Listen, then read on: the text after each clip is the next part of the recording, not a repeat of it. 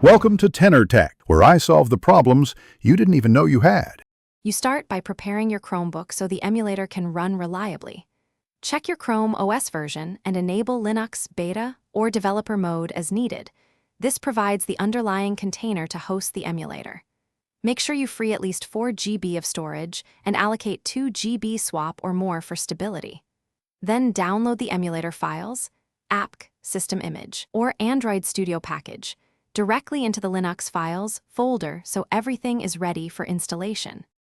Next, open the Linux terminal and update packages, then install required libraries like OpenJDK, Qemu, and a DB so the emulator has its dependencies. If you use a system image, extract it and create an AVD. If you prefer Android Studio, install it and use the AVD manager to define device profile and CPU/ABI. Once the virtual device exists, adjust CPU cores, RAM, and enable GPU acceleration.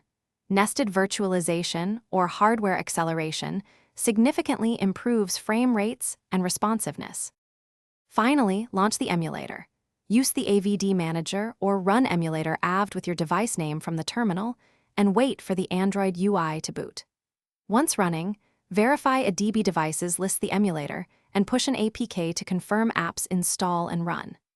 If performance is poor or you hit crashes, make sure GPU acceleration is enabled, increase RAM allocation, or switch to an x86 system image. Reboot the Linux container and try again to clear transient issues. Thanks for watching. Subscribe to keep your life in tune.